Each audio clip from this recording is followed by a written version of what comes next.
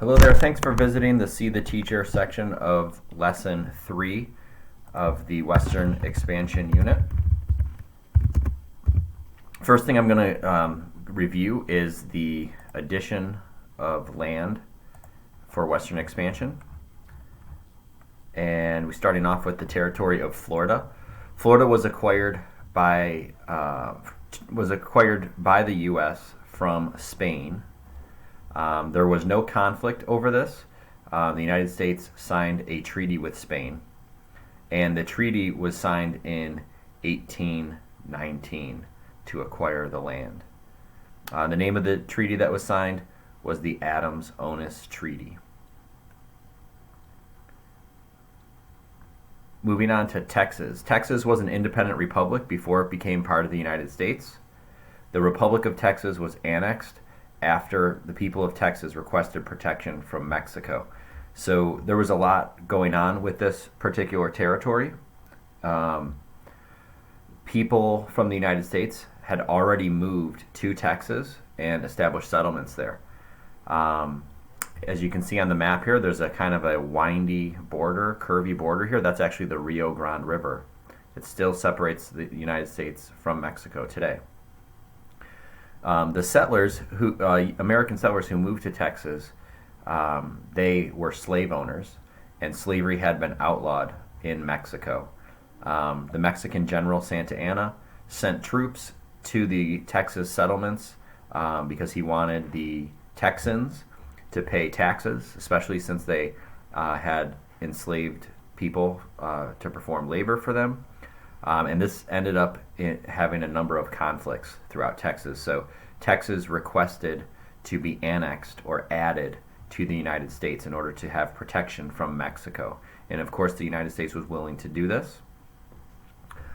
This led to more conflict between the United States and Mexico, and eventually this conflict developed into the United States War with Mexico, or the Mexican-American War, which led to our next territory, California and the Southwest, which in this part of the lesson is being referred to as the Mexican Cession. The California and the Southwest, or the Mexican Cession, was acquired from Mexico.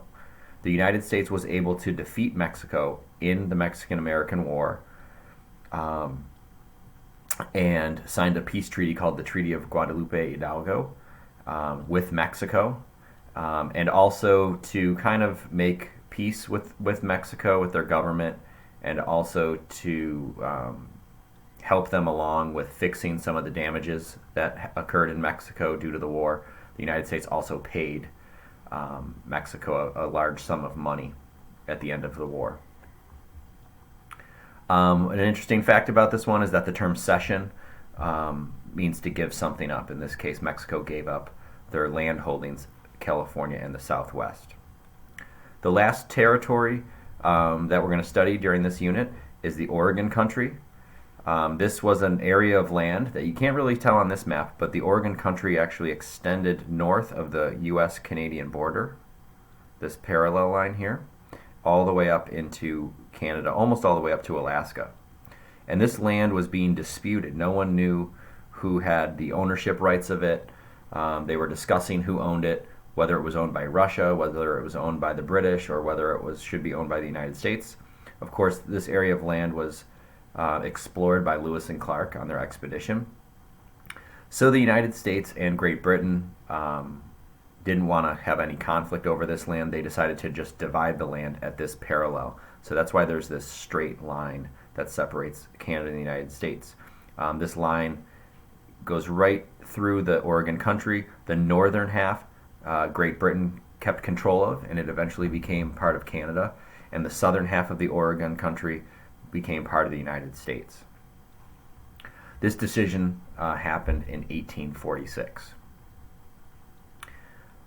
The last section for this lesson was you needing to proofread a paragraph about Western expansion and fixing all of the errors.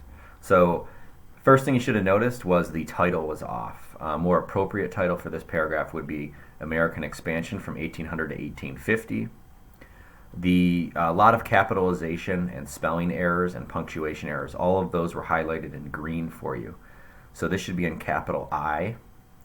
The United States should have a capital U and a capital S. Mississippi should be capitalized and it's spelled wrong. Louisiana should have a capital L. All of those things are proper nouns. This question mark should be a period. Again, we have the United States needing to be capitalized. Florida should also be capitalized. United States should be capitalized. Those are proper nouns. Texas should be capitalized. California and Oregon. So those are all the green errors and the yellow error, the title. That brings us to the pink things. These are misused vocabulary words or facts that aren't true. So instead of President Washington, it should be President Jefferson. Instead of Louisiana Republic, it should be Louisiana Territory or Louisiana Purchase. The land was not bought from Mexico, it was bought from France. The United States did not sign an expedition with Russia, they signed a treaty with Spain. Instead of 1945 to 1948, your paragraph should read 1845 to 1848. And the United States added the independent republic, not territory, of Texas, and added California and the Southwest, not Northwest, and the Oregon Territory, not locomotive. You could have gotten creative with your closing sentence if you wished to.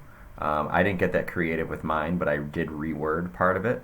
The original closing sentence was, by 1850, the territory of the United States extended to a galaxy far, far away.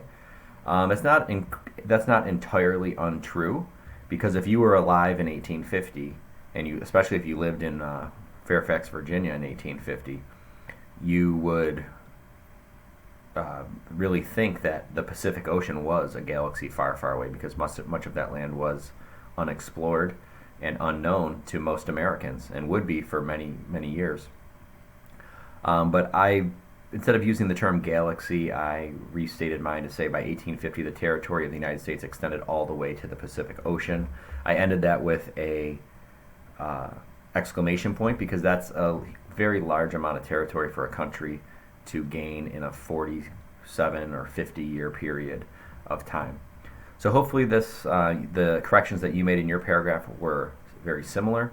If you have any questions, please see your social studies teacher at their office hours, or your language arts teacher at your office hours this week, and they can help clarify any of these points for you. Good luck.